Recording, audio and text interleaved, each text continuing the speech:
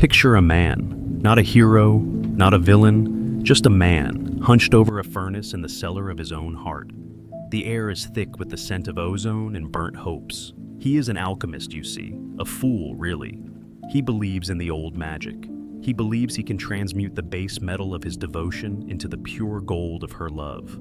So, he feeds the fire. He tosses in his time, his attention, heavy gleaming ingots of his life force. He throws in his patience, his forgiveness, his boundless understanding. He offers up his vulnerability, that soft, pale silver that tarnishes so easily in the open air. He watches the furnace roar, a vortex of orange and blue, convinced that with just one more sacrifice, the great work will be complete. He is melting down his own kingdom to forge a crown for her. But the curse of the alchemist is not that the transmutation is impossible. Oh no, it's far crueler than that. The curse is that the more gold he produces, the more common it becomes. The more he floods her world with his treasure, the more worthless it seems in her hands. He presents her with a perfect gold rose, still warm from the forge of his soul. She holds it for a moment. It's lovely, she supposes. But yesterday he gave her one, and the day before that. She has a whole vase of them now. They're starting to feel heavy, a bit gaudy even. She'd almost prefer a simple wildflower, one she had to find for herself. There is an old, forgotten tale from the jagged coastlines of the north. A story of a fisherman who fell in love with a selkie, a seal woman who could shed her skin and walk on land. He found her sealskin, hid it, and took her as his wife. He adored her. He built her a house with windows facing the sea. He draped her in silks and sang her the songs of men. Every day he would tell her, "I give you everything. My heart, my home, my name, everything." And every day a single silent tear would trace a path down her cheek. He thought they were tears of joy. One day, after years of this perfect, suffocating devotion, she found her sealskin hidden in an old sea chest. She didn't hesitate. She took it to the shore, slipped back into her wild nature, and disappeared into the waves without a backward glance. The fisherman was left on the beach screaming his love at the indifferent tide. He didn't understand. He had given her everything, but he failed to realize the only thing she truly wanted was the one thing he had taken away, the freedom to leave. His love wasn't a gift, it was a cage, beautifully gilded, but a cage nonetheless. You see, affection, your endless, reliable, unconditional affection, it violates the most fundamental law of human nature, the law of scarcity. We are creatures born of thirst. We do not value the river that flows to our doorstep. We value the distant oasis we had to bleed for. Recent work from the sociologists at the University of Leipzig, I believe it was a rather depressing paper from late 24 on receptivity saturation, confirmed this grim little truth. They found that in romantic dynamics, a continuous unilateral flow of affection and support from one partner to the other doesn't just fail to increase attraction, it actively corrodes it over time. The giver becomes predictable, a utility. Like electricity or running water, you only notice it when it's gone, and by then, you're just annoyed about the inconvenience, not heartbroken over the loss of the source. Your constant availability, your eagerness to please. It's like leaving a masterpiece by Caravaggio out in the rain. The gesture seems noble, generous, but all you're doing is communicating that you don't understand the value of what you possess. You treat your own soul as a cheap, endlessly renewable resource. Why should she treat it any differently? The brutal Machiavellian truth is that power, and therefore attraction, lies not in what you give, but in what you could withhold. It is the silence between the notes that makes the music. It is the shadow that gives the light its meaning. Your affection is not a currency to be spent. It is a force to be controlled. To be offered, yes, but sparingly, like a rare spice, not table salt. Stop feeding the furnace. The roaring fire you're so proud of, it's not a beacon of love, it's a funeral pyre, and the only thing burning in it is you. The true alchemy is learning to let the fire die down, to sit in the quiet, cool darkness of your own self-worth, to become so absorbed in the richness of your own inner kingdom that you forget you were even trying to win another's. And this is the final agonizing paradox. Only when you no longer need her validation will you have even the slightest chance of earning it. Only when the gold is locked away in your own vault does it become priceless to the outside world. So, here is my question for you, whispered from one alchemist to another. Here in the dark, look at your hands. Right now. Are they empty because you have given everything away? Or are they empty because you have finally learned what is too precious to offer?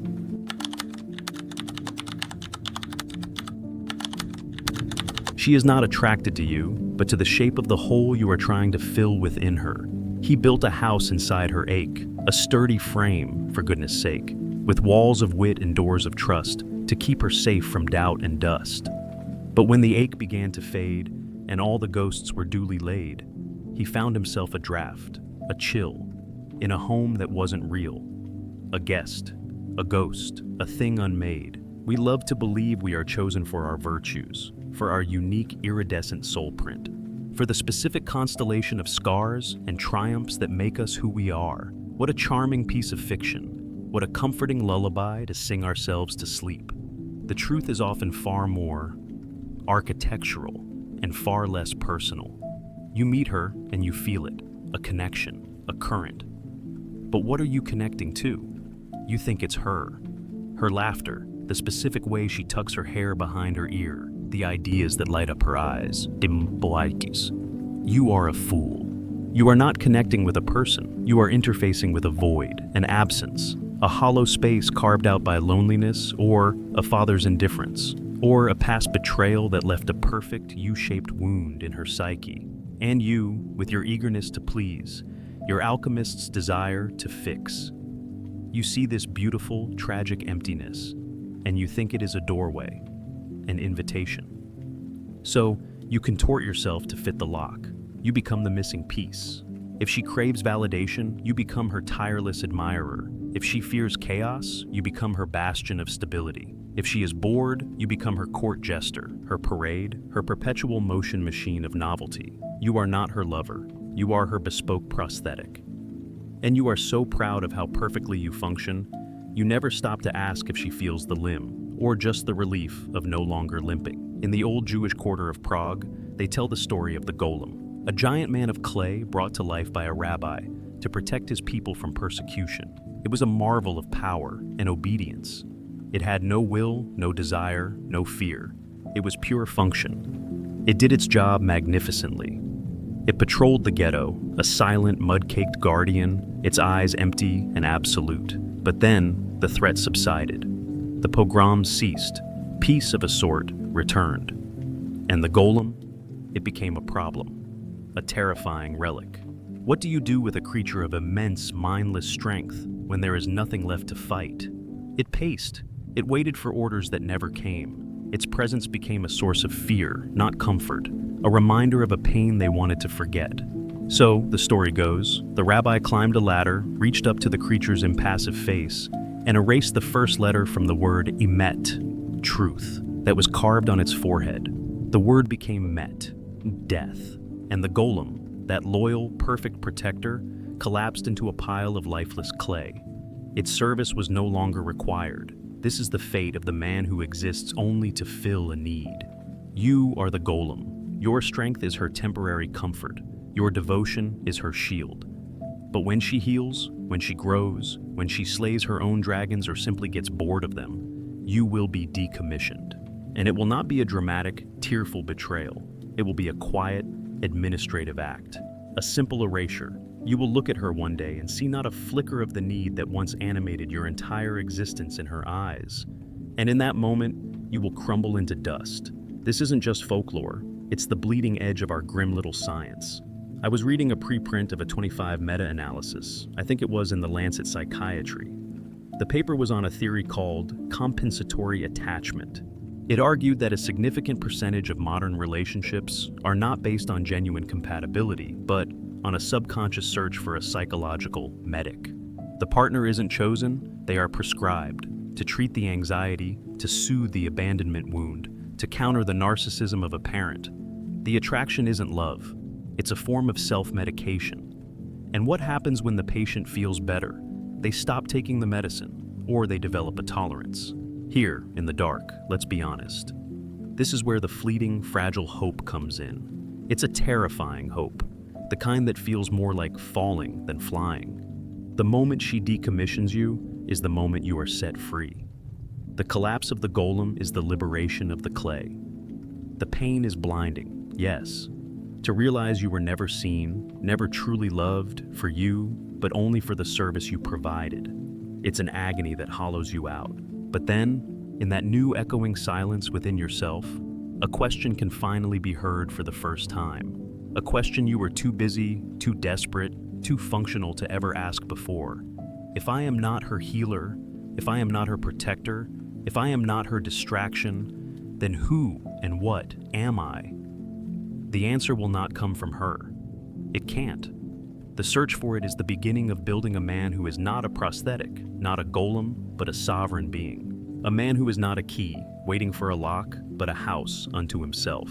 So, I ask you, and I want you to answer in the silence of your own mind, with the brutal honesty of a man looking at his own X-ray. What is the name of the demon you are helping her keep sedated? Is it loneliness? Is it inadequacy? Is it daddy issues? Give it a name. And now, tell me, what happens to you when she finally learns to slay it herself?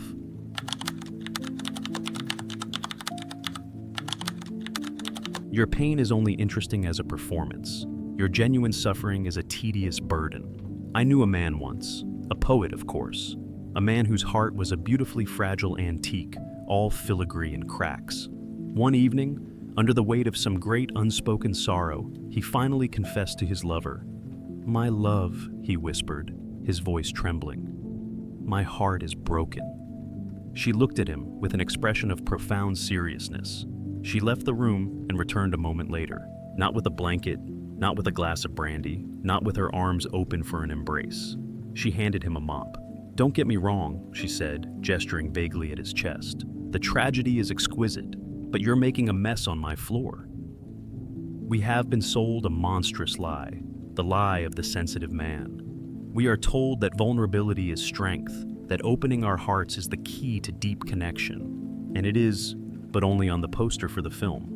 In the gritty, unedited documentary of real life, there is a crucial distinction, a piece of fine print that nobody ever reads aloud. There is your wound, and then there is your weeping. Your wound is magnificent. It's the dark backstory. It's the mysterious limp, the haunted look in your eyes, the reason you stand alone at parties staring into the middle distance. It is the source of your fascinating melancholy. It makes you a landscape, a rugged coastline full of shadowed coves and dangerous cliffs. It's something for her to explore, to decipher. It is a romantic puzzle box. Your wound makes you interesting. Your weeping, however, is just wet. It's messy. It is inconvenient. It's the raw, uncurated, biological fact of your suffering. It's the snot, the incoherent sobbing, the panicked 3 a.m. phone calls.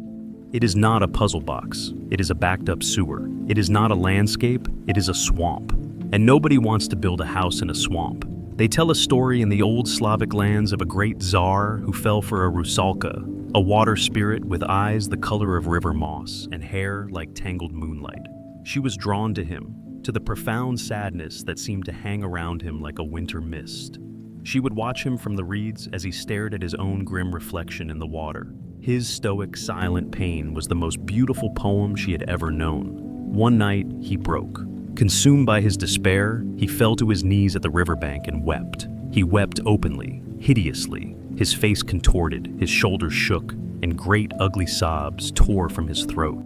The rusalka, watching from the water, did not feel pity. She felt disgust. The beautiful silent poem had become a clumsy, howling drunk. The fascinating mist had become a dirty puddle. She laughed, a sound like cracking ice, and slipped back into the depths, leaving him to drown in the spectacle of his own unfiltered misery. This isn't just cruelty, it's a matter of philosophical language. That great mustachioed pessimist Nietzsche understood this. He spoke of master and slave morality. The master values strength, control, pride, the overcoming of self. The slave, lacking power, creates a morality out of weakness, pity, humility, dependence. They make a virtue of their suffering to guilt the master into caring. When you present your raw, needy pain to her, you are speaking the language of the slave. You are begging for pity. You are confessing that you have no mastery over your own inner world. and to the part of her that is hardwired to be attracted to power, not political power, but the power of self-possession. Your weeping is not a plea for connection. It is an admission of your own inferiority. It is, in her primal language, contemptible. Even our modern sciences, in their sterile, white-coated way, are catching up to this ancient, brutal wisdom. A 23 cross-cultural study on what they called affective contempt triggers found something rather stark. Across 18 different countries, from hyper-individualist societies to collectivist ones, unsolicited displays of male emotional neediness were a more potent and reliable predictor of declining female sexual desire than almost any other factor. More than job loss, more than political disagreements. Your tears are a greater repellent than your poverty. Think of your life as a grand, tragic opera. She is in the audience, in a velvet chair, utterly captivated. The lighting is perfect. The music swells. Your performance of the heartbroken hero is breathtaking. Bravo! She weeps. She throws a rose onto the stage. She wants to meet the brilliant, tortured artist after the show. But she does not want to come backstage. She does not want to see you under the harsh, fluorescent lights, sweating through your cheap costume, your makeup running, complaining to the stagehands that the smoke machine is irritating your sinuses. The performance is everything. The reality is a tedious administrative problem. The liberation, if you can call it that, is in finally understanding this. You can stop hoping for a nurse and start appreciating the theater critic. It is a cold and lonely freedom, but it is freedom nonetheless. It is the freedom to stop auditioning for a part that was never on offer, the part of the human man. So, let me issue you a little challenge, a dare, if you will. Go on then, do it. The next time you feel that wave of genuine, pathetic, unpoetic despair, show it to her. Show her the unedited, director's cut footage of your soul's complete nervous breakdown. Let her see the raw fear, the snot, the ugly crying. See if she gives you a standing ovation or hands you an invoice for the cleaning bill.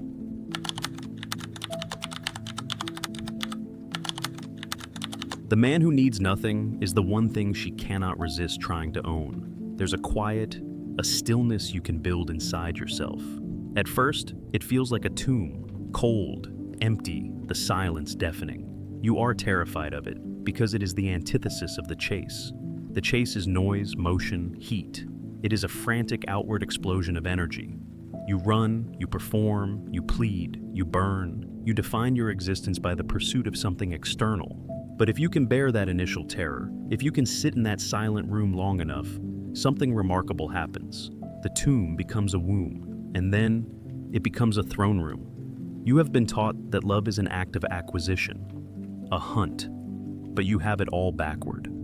The most powerful force of attraction in the universe is not pursuit, it is gravity. And gravity is not a thing you do. It is a thing you are. It is the result of mass. All the great legends understand this. Think of the hermit on the mountain. He does not advertise. He does not send out invitations. He does not have a charming social media presence. He sits, he breathes. He is utterly, completely absorbed in the landscape of his own consciousness. He wants nothing from the village below. He needs none of their praise, their food, their company. And so they are obsessed with him. They climb the treacherous path, bearing gifts he did not ask for, seeking wisdom he does not offer. They project all their own hopes, fears, and desires onto his silence. His lack of need becomes a vacuum that pulls their own neediness into it. His self-possession is a mystery so profound they feel an irresistible urge to solve it, to penetrate it, to own a piece of it. He does not chase them, so they must chase him. This is not a tactic. Let me be clear. This is the crucial point where most men fail. They perform indifference. They act aloof. They play the part of the hermit, all the while peeking from behind a rock to see if the pilgrims are coming. This is just another act in the theater of indifference. It is a lie, and the feminine intuition, which is nothing more than a highly specialized detector of need, will smell the fraud on you from a mile away. No, this must be real, a genuine turning inward. This is the wisdom of the old Stoics, of Marcus Aurelius writing in his tent on the cold German frontier. He spoke of the inner citadel, a fortress within the soul, so well constructed and self-sufficient that the chaos of the world, the betrayals of friends, the whims of emperors, the seductions of lovers could not breach its walls. The goal was not to build a fortress to impress others. The fortress was the prize. The peace within its walls was the victory. The man who has built this citadel no longer looks to another person for shelter. He is the shelter. He no longer seeks a flame to warm him. He is the fire. And this creates a devastatingly attractive paradox. Our neurologists, with their beautiful cold machines, are beginning to map the geography of this phenomenon. A 24 neuroimaging study on what they termed the charisma of non-reactivity made waves in certain circles. They found that individuals who demonstrated lower cortisol spikes and less amygdala activation in response to social validation cues.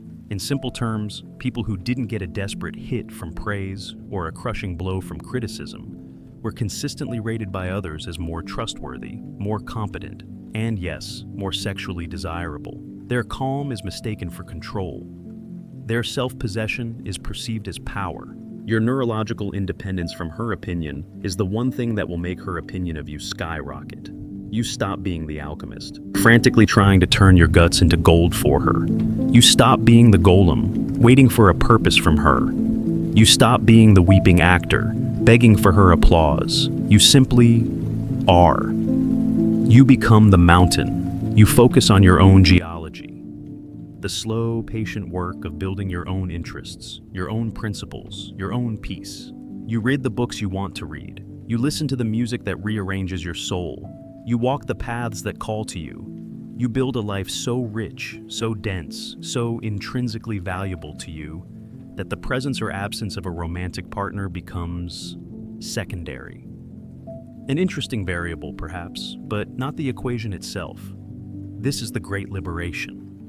The fragile, terrifying hope that deepens all the darkness we've discussed.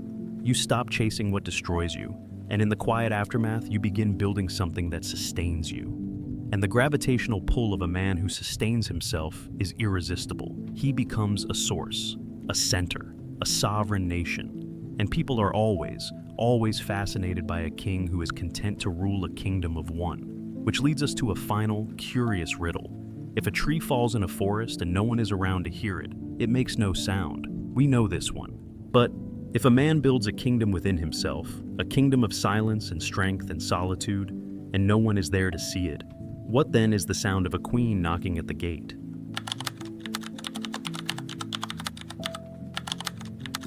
Love is the story you agree to tell each other to hide the terrifying truth. You are, and always will be, alone.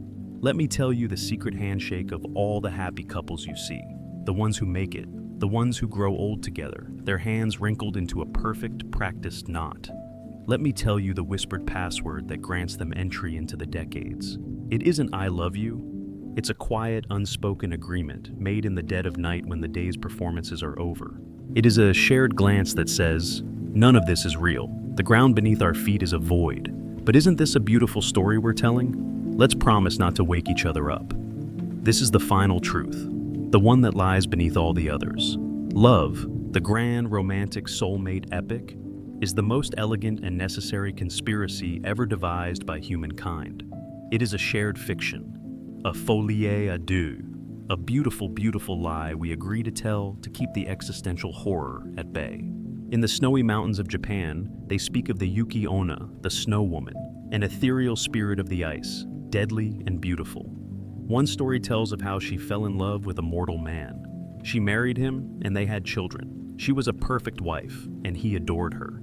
Their life was full of warmth and laughter, a small, bright fire against the endless winter. But she made him swear one vow. He must never, ever reveal who she truly was. For years, he kept his promise. Their love was real. Their home was real. Then one night, watching her sleep, her skin impossibly pale in the moonlight, he was overcome with awe. He turned to her and whispered, "I know you are not human. You are the snow woman, and you are the most beautiful thing I have ever seen." He thought it was the ultimate confession of love, but he had broken the foundational rule. He had spoken the truth. He had stopped playing the game. The Yuki Onna opened her eyes, a terrible sadness within them. And as a tear fell from her eye, she melted away into a gust of cold wind and fine snow, leaving him alone in a silent house with a broken promise.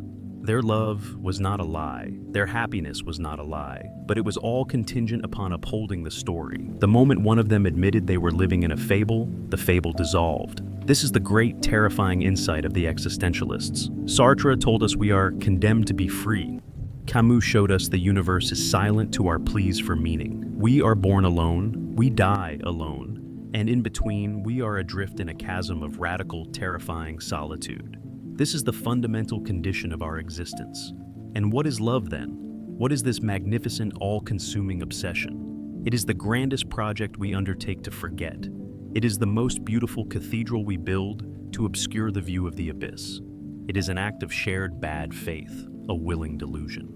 We look into another's eyes and see a reflection, and for a glorious moment, we believe we are not alone in the mirror. The Parisian sociologists have even given this a name, in their chic, detached way. They call it the folie à deux modèle of relational stability. Their 23 papers proposed that the durability of a long-term bond is directly proportional not to honesty or compatibility, but to the couple's mutual investment in a foundational fiction, a core, unprovable story about themselves. We were meant to be. We complete each other. Our love can conquer all. The moment one partner stops believing in the fiction, they don't just threaten the relationship. They threaten the shared sanity that the relationship was built to protect. Think of it this way. Love is two small children, lost in an infinite dark forest. They are holding hands. The comfort they feel does not come from the belief that they can fight off the wolves or find their way home. They both know, on some level, that they are doomed. The comfort comes from the warmth of the other's hand. It is the simple, profound proof that they are not dreaming this nightmare alone. The bond is not the plan of escape. The bond is the shared terror, and so we arrive at the end. The man who has survived the alchemist's furnace, who has seen his own face as the golem, who has walked off the stage of the theater, who has built a quiet kingdom in his own solitude. What does he do with this final, terrible truth? He is finally free to love the lie for what it is. He no longer needs the story to save him from his solitude, because he has already made peace with his solitude. He can now participate in the beautiful fiction, not out of desperation, but out of choice. He can hold her hand in the dark forest, knowing it will not lead to a way out, but appreciating the warmth for its own sake. He can admire the delicate construction of the shared world, knowing it is built on a foundation of nothing. He can love the actress and the act without being destroyed when the play is over. This is the strange liberation. It is a love without illusions, which is the only form of love that can truly last. It is a promise not to save each other, but to stand with each other as the darkness gathers. So, when you are lying next to her in the dark, after the loving and the talking is done, and you feel that immense silent chasm of space between your two separate consciousnesses, and the terrifying truth of your aloneness settles upon you, ask yourself this: are you terrified of the emptiness, or are you, just for a moment, grateful for the honesty of the abyss?